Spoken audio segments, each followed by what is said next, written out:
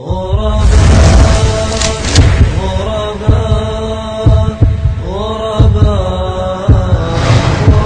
ba natin na tuluyang kalimutan at talikuran ang isang relihiyon na kung saan ipinagtanggol at ipinaglaban para sa atin ng ating mga ninuno mula sa mga dayuhan kahit na ang kapalit ay buhay nila? At hindi ba natin ito may kwento man lang sa ating mga anak o apo? Hindi ba isang malaking kapastusan ang pagbago ng kanilang kasaysayan at managlakbay ang pagbigay ng masamang paratang sa relihiyong kanilang sinasabuhay sa kapanahunan nila.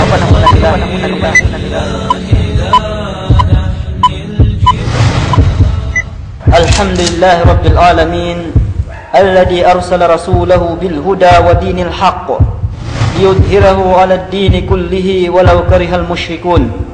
Wassalatu wassalamu ala ashrafil anbiya'i wal mursalin Sayyidina Muhammadin wa ala alihi wa ashabihi ajma'in wa man tasanna bisunnatihi ila yaumiddin. Amma ba'd. Assalamu alaikum warahmatullahi ta'ala wabarakatuh. Qala Allah subhanahu wa ta'ala ba'da a'udhu billahi minasyaitanir rajim yuriduna liyutfi'u nurallahi biafwahihim wallahu mutimmu nurihi walau karihal kafirun. Ang pagpupuri at pasasalamat ay tanging kay Allah subhanahu wa ta'ala lamang, ang Panginoon ng mga daigdig.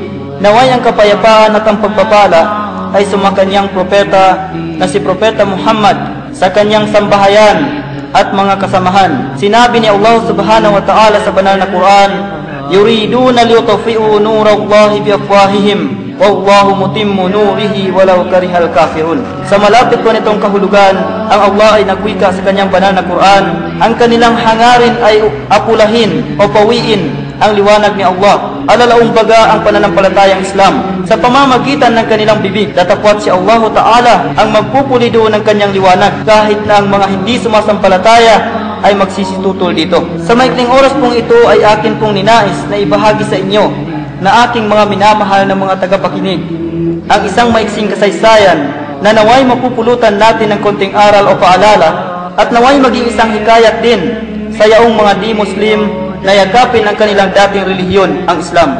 At ipapaksa po natin sa pahayag na ito ang maikling kasaysayan ng Islam sa Pilipinas. At bago pa man yon, ako'y humingi kay Allah Ta'ala ng lakas at pahintulot upang maibahagi ko ito ng maayos. Isa na rin po sa dahilan kung bakit hinihimok namin kayong aming kababayan na kakristyanuhan sa Pilipinas o yaong mga di-Muslim na yakapin ang kanilang dating relihiyon, ang Islam.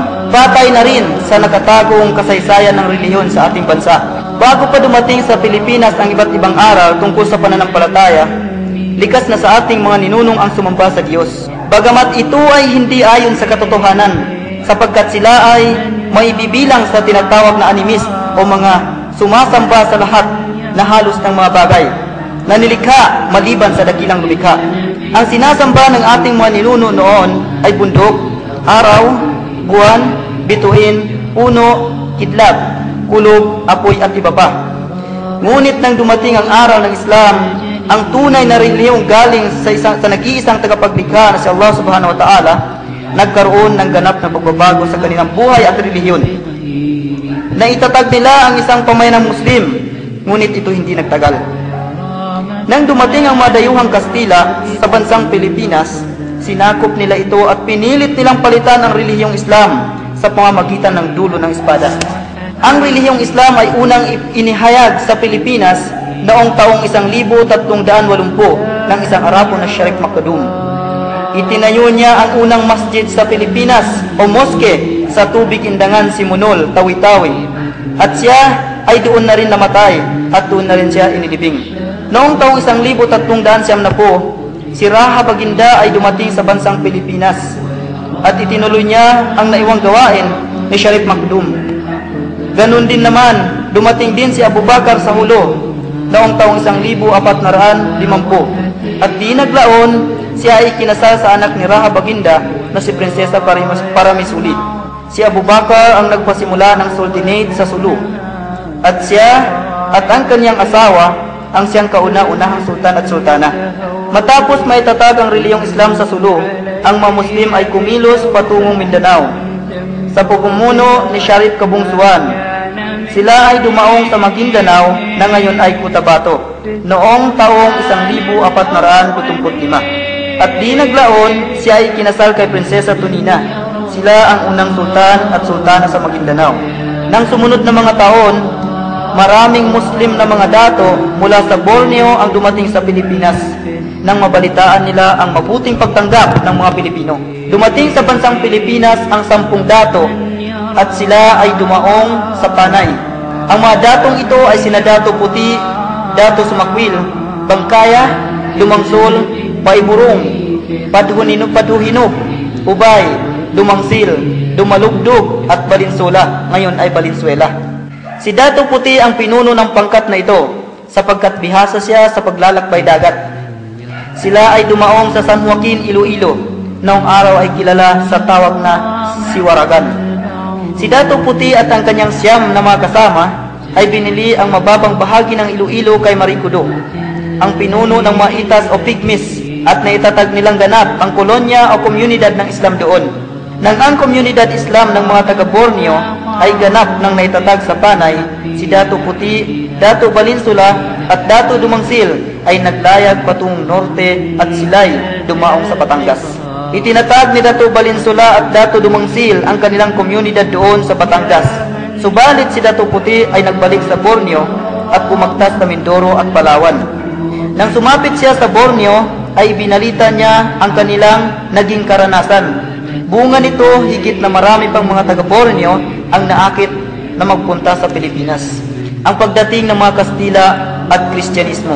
Nang dumating si Magellan sa Limasawa noong 16 ng Marso, taong 1521, ang Pilipinas ay isa ng bansang Muslim. 144 na taon na ang relihiyong Islam sa bansang Pilipinas bago pa dumating ang mga Kastila o ang Kristyanismo. Isang bansang sumasamba sa nag-iisang Diyos, si Allah Subhanahu wa Ta'ala. Katotohanang nagkatala sa kasaysayan ng bansang Pilipinas na nang dumating si Legazpi kapalit ng namatay na si Magellan, ang komunidad ng mga Muslim ay ganap ng naitatag sa Batangas, Pampanga, Mindoro, Panay, Catanduanes, Cebu, Samar, Manila, Palawan, Mindanao at Sulu.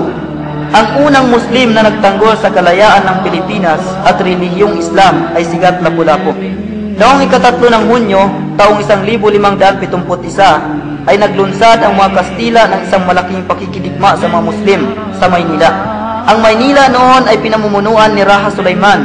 Buong tapang niyang ipinagtanggol ang Maynila at Islam hanggang sa huling patak ng kanyang dugo doon sa bangkusay sa baybay dagat ng Tondo. Matapos mag-api ng mga Kastila, si Raja Sulaiman at ang kanyang mga kabanalig ay pinagpapatay ng mga Kastila ang maraming Muslim, bata man o matanda. Gayunpaman, ang mga Muslim ay matatag at magiting na nagtanggol hanggang sa huling hibla ng kanilang hininga. Dahil sa mahinang uri ng sandata na taglay ng mga Muslim, bolos at sibat laban sa baril at kanyon ng mga Kastila, sila ay napilitang umatras at lumikas patungong probinsya ng Rizal. At ang lugar na iyon ay kilala sa ngayon sa tawag na Morong Rizal. At yaong mga lumikas patungo sa gilid ng mga ilog ay tinawag sa ngayon na Tagalog o Taga-Ilog, kagaya ng Cavite, Laguna at iba pa.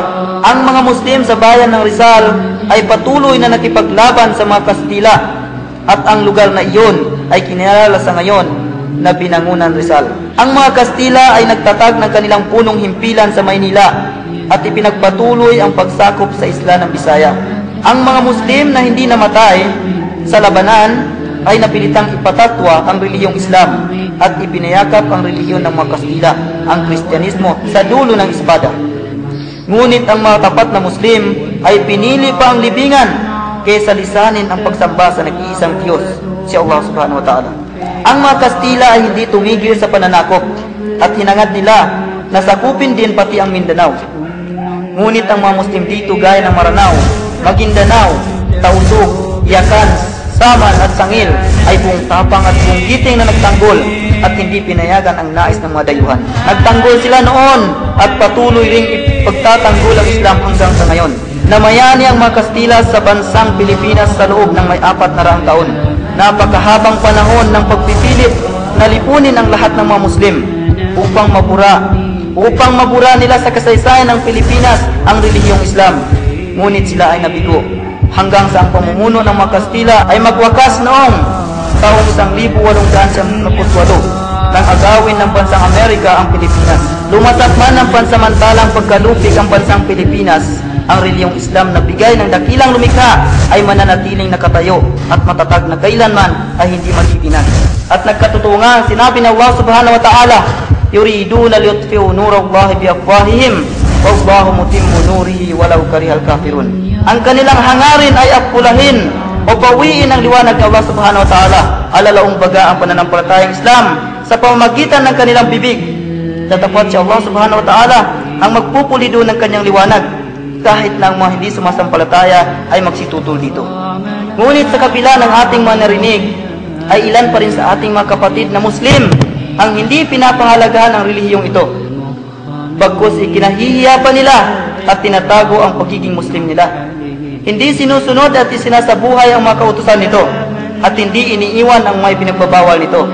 Sa kabila ng mahabang panahon ng paghihirap ng ating mga ninuno para lang ipagtanggol ito at ating masilayan sa ngayon, ano na lang kaya kung sinuko nilang lahat ng kanilang masarili sa mga dayuhan, masisilayan pa kaya natin ang relihiyong ito? At bilang pangwakas, aking tatapusin ang maikling pahayag na ito sa pamamagitan ng ilang mga tanong na nararapat bigyang pansin ng mga tagapakinig. Una, hayaan ba natin na tuluyang kalimutan at talikuran ang isang relihiyon na kung saan ipinagtanggol at ipinaglaban para sa atin ng ating mga ninuno mula sa mga dayuhan, kahit na ang kapalit ay buhay nila? At hindi ba natin ito may kwento man lang sa ating mga anak o apo?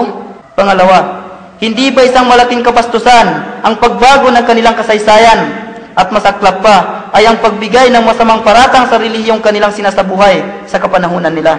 Huwag po natin kalimutan ang sinabi ng Allah subhanahu wa ta'ala, وَمَنْ يَبْتَغِ غَيْرَ الْإِسْلَامِ دِينًا فَلَنْ يُقْبَلَ مِنْهُ وَهُوَ فِي الْآخِرَةِ مِنَ الْخَاسِرِينَ. Sino mang kumuha o tumanggap maliban sa Islam bilang kanyang relihiyon, ito'y hindi tatanggapin mula sa kanya. At sa araw ng paghuhukom, siya ay magiging kasama ng mga taong talunan o mga nalugi. Alalahanin po, ang Islam ay hindi bagong relihiyon na ipapalit sa pananampalatayang iyong pinaniniwalaan, bagkus ito ang dati mong relihiyon na kanilang pinalitan. Naway mapulutan natin ang aral ang pahayag na ito. Ako'y humihingi kay Allah subhanahu wa ta'ala ng kapatawaran at naway pagsubayan na tayong lahat sa tuwid na landas.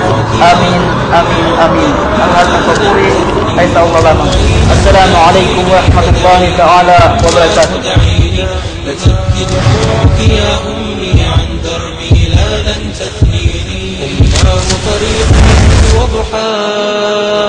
والقلب يسير به فرحا